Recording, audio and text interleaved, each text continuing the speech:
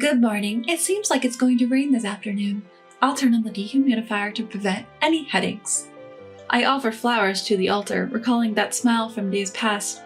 I miss you now that you're gone, but I'm living strong. Then, now, and always. I'm Kathy, 29 years old. I've been married and living with my husband's family for 6 years now. I was raised in a household with some old-fashioned beliefs, and I had an arranged marriage as my parents wanted. My husband's family, too, has their fair share of old traditions. There's a slight departure from the common sense of the general public. However, life isn't as stifling as I thought it would be. My father-in-law, a firm head of the family, and my mother-in-law, who occasionally spouts strange things but is harmless, treated me kindly. My husband, Andy, is busy with the family business. We're not exactly a sweet couple, and I feel a bit disappointed that he isn't keen on having kids. But overall, we had a good relationship. That was until my father-in-law left this world. Oh, Kathy, you're daydreaming again. The weather's getting weird, too. It's so gloomy and damp every day. Talking to a photo every day is so morbid. My mother-in-law never ceases to complain. Good morning. When I went out to the garden, I saw my father-in-law's favorite flowers, so I cut some before the rain starts, I said with a forced smile. I didn't want to spoil my happy morning mood here, but my mother-in-law looked even more annoyed. What's this? You're making a big show of offering flowers. You just want to say you're taking care of things, right? Is this some sort of snub at me? I sigh inwardly. Honestly, you really don't have any common sense. Even if the forecast says it's going to rain, turning on the dehumidifier beforehand is just a waste of electricity. Who do you think pays for that? Since my father-in-law passed away, she seems to have lost her filter. What used to be occasional nitpicking has significantly increased. At first, I thought it was a way of venting her loneliness after losing her husband, but lately she seems to be looking for me just to criticize. Andy asked me to wash and dry the shirt he's going to use for his business trip starting tomorrow. Drying it here is the fastest. But with the weather turning rainy this afternoon, it's hard to air dry clothes naturally. Blaming Andy for your inability to prepare in advance. How embarrassing for a wife as clumsy as you, to be able to claim you're a good housewife despite your mistakes. How awful. My mother-in-law's face twisted even more, but I'm not neglecting my chores. It's impossible to prepare for a sudden laundry request in advance. However, she persistently nitpicks without considering such circumstances. She said it's gloomy and damp earlier, but I feel the same way about her. She's much more troublesome than the sticky humidity. What's more, she's always exaggerating the daytime events to my husband, always painting me as the bad guy. Initially, my husband ignored it, but recently he's been saying, "It's annoying, make her stop," or "Isn't it your fault?" and getting in a bad mood. As a result, there's no sign of my mother-in-law's criticisms or her false tattling stopping. On the contrary, they seem to be escalating. But if I confront her, her shrill voice only gets louder, reaching frequencies that echo outside the house. In the end, letting her do as she pleases and apologizing to let the storm pass was the most peaceful way to deal with it. I'm exhausted. I'm sorry, father-in-law, for showing you such a mess.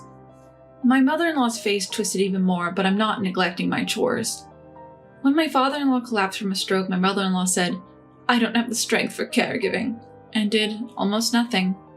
During changes in the weather or season, my father-in-law, who suffered from headaches and joint pain, would be grateful to me for my strenuous efforts to maintain a constant temperature and humidity. He would warmly smile and thank me, saying, "It's quite different now, thank you." As someone who had lost her real father in her childhood, I was initially confused about how to interact with my father-in-law, but he was very gentle, even while being steadfast. I feel like he thanked me in various situations. He was someone who was not stingy with his words towards anyone, and was positive about everyday events. What stands out to me is when I was still new to the household, before I became accustomed to the kitchen, I once forgot to turn on the stove while concentrating and learning the household seasoning for cooking. When it was time for the meal, I realized I hadn't cooked the potatoes. I braced myself, expecting to be scolded, but my father-in-law laughed it off and said, "Human beings feel a meal is even more delicious when they're hungry, so let's wait patiently." He even went on to thank me for always providing delicious meals. In this way, he lightened my spirits, and this attitude did not change even when he fell ill. Even during my first experience with caregiving, which I wasn't proficient in, he kept telling me, "You're a lifesaver, thank you." He was like my real father. That's why, even though time has passed since he passed away, I still find myself taking to his picture every morning, and I'm concerned about the room temperatures and humidity before it rains. My mother-in-law, who's become more harsh, and I sought solace in his smiling picture. Hey, what's this, all wrinkled and covered in fur? One night while cleaning up after dinner, my husband Andy came holding a shirt I had ironed and put it in the suitcase in the evening.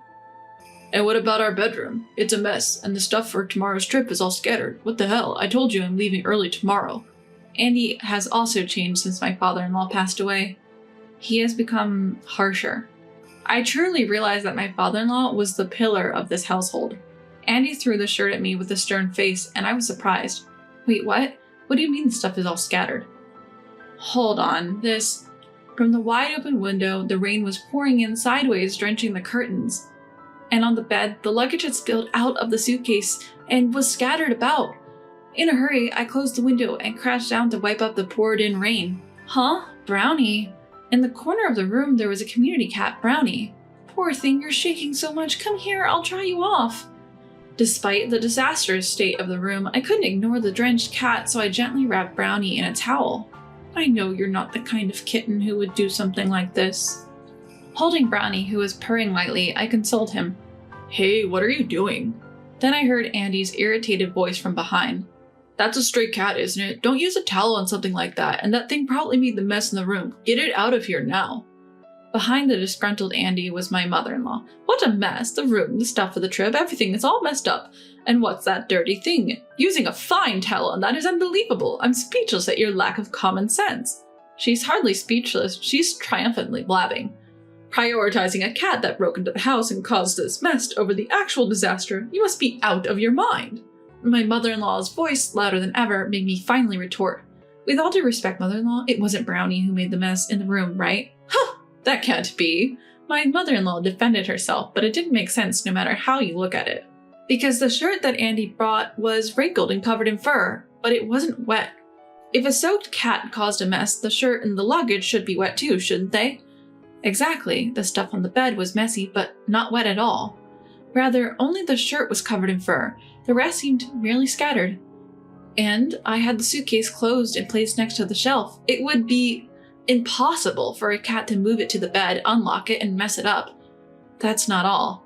My mother-in-law's hand was covered in several band-aids. She didn't have them in the morning, so it's proof she injured herself in the afternoon. If my guess is correct, those scratches are from being scratched by Brownie. The windows are intact, and so are the screens. How on earth could the cat have gotten in on its own? Moreover, only where this little one was is it soaking wet. There aren't even any wet footprints. Without someone deliberately doing it, this couldn't have happened. As I talked while keeping eye contact, my mother-in-law, Kathy, backed away inch by inch. Her demeanor was almost as if she were confessing her guilt. And the bandage on your hand. But before I could finish my sentence, my husband's voice boomed. Shut up! Caught off guard by his loud voice, I cringed, to which my husband, Andy, spat out angrily. I don't care. Just kick it out and clean up quickly. Don't make me repeat myself. I have to get up early tomorrow. I'll sleep in the guest room tonight. Get it ready fast. Surprised by Andy's outrage, I pushed back. It does matter. This is over the top no matter how you look at it. This isn't something you can brush off as a mere prank. We need to take it seriously. I couldn't hide my anger at Kathy's excessive behavior. But Andy was dismissive. Don't mess with me. It's your job to sort out the house issues. Do I ever bring my work problems home and complain? No, right? Even after coming home tired, I can't rest every single day. I have to listen to such unpleasant stuff. I'm fed up. He vented out furiously. It seemed as though his pent-up frustration at having to listen to my daily complaints about Kathy was overflowing all at once. But that wasn't fair. I never grumbled to Andy. It was Kathy who kept feeding him lies. Why am I the one getting blamed? I'm having a hard time too. I opened my mouth again, but Andy, still angry, grabbed my arm and dragged me to the front door. That's enough. Go somewhere else. If you weren't here, my mom wouldn't have anything to complain about. Before I could even put on my shoes, I was pushed outside. I heard the sound of a lock clicking into place. Hey, wait a minute. Open up, Andy. Hey, hey. I called out in a loud voice, but there was no response from Andy, only the sound of Kathy's malicious laughter. Even though I couldn't see her, I could easily imagine Kathy's spiteful smile. Just like that dirty stray cat, perhaps a stray daughter-in-law would be more appropriate. Serves you right. After that, the light in the entrance was turned off and I was left out in the pouring rain, holding the cat in my arms. I can't believe it. After I was locked out of our house and had to take refuge at my parents' place, and a few days later, I was summoned again to the house. They were a historically significant family, so my mother cautioned me not to get divorced and apologize. However, I was feeling down. I'm probably going to be scolded. I thought about having a discussion, but now I might as well say that I want a divorce. He hasn't contacted me since that day. Feeling heavy-hearted when I arrived, I found a room full of relatives, and the atmosphere was more daunting than I had anticipated. In contrast, Kathy and Andy, whom I hadn't seen for a while, looked triumphant. Could this be about disowning me? This is a bigger deal than I thought. I became even more nervous, but the head of the main house, who would be my grandfather-in-law, said something unexpected. The reason I gathered everyone here today is to discuss the inheritance. We plan to switch to distribution, keeping up with the times. This was not at all what I expected. I was relieved that it seemed I wasn't going to be blamed. On the other hand, Kathy and Andy became excited, pushing their way through the relatives. How the assets be divided specifically? What about the house we're living in? There's land, vacation homes, and a company too. Kathy brazenly put forth her greedy demands. She whispered to Andy that he should seize this opportunity to gain control of the business given his promotion. Andy didn't seem entirely against the idea. Seeing their shamelessly happy faces, I decided once and for all to go through with the divorce. I could easily imagine my future with the wealth-seeking Andy and Kathy, who would accuse me of being a freeloader and gold digger. It would be better to cut ties cleanly. Right now, they would likely be happy to divorce, but then, there's no property for you two to inherit. My grandfather-in-law rejected Kathy and Andy's expectations with a heavy sigh. What? The patriarch spoke to the two of them, who were taken aback. I will bequeath my assets to Kathy. There's none for you two. Having my name abruptly called, I was at a loss for words, and my in-laws were flabbergasted. You must be joking. A wife doesn't have such rights, and she's run away from home abruptly without a shred of responsibility. A failure who doesn't even bear children. We were thinking of disowning her, right, Andy? Yeah, it's a hassle to have a dispute at home. If we don't have enough hands to manage the house and the business, hiring people is more efficient and it's better for our mental health, I think. They coldly discarded me. Then the patriarch, who had heard the statements, pulled out an envelope from his pocket. A will? The patriarch solemnly read out to the stunned couple, the will of his son, my father-in-law. In the event of a dispute after his death, all borrowed property should be returned to the main family. However, in regard to his wife, Kathy, she continued to receive the protection of the main family. In other words, no matter what happens, I would always be able to live with the support of the main family. What? That's a lie, right? My husband was speechless and my mother-in-law was in shock. The patriarch shrugged his shoulders. Kathy, I plan to bequeath you the property you need to live. If I lend it, it will tie you to this house, but if I bequeath it, you can live alone even if you divorce. Or you can remain our daughter-in-law and remarry if you want. I was also adopted, so I can somewhat understand your position. As the main family, we will respect your decision, so don't worry. The patriarch who said this and laughed resembled my father-in-law in my memory. Well, wait! That's too much! What did we do? She ran away on her own. We are the victims here. She argued vehemently that it was me, the wife, who was in the wrong. There is no need to add insult to injury. Huh? What are you talking about? As my mother-in-law tilted her head, an unexpected person appeared in the living room at the patriarch's door. The elderly neighbor from next door? To my surprised face, the cheerful man showed me an envelope that was identical to the will I had seen earlier. I was asked by your father-in-law to contact the main family if something happened at home. When I saw them kick out the wife alone, barefoot and penniless on a pouring night, I didn't think it was right, so I stepped in. Right, Brownie?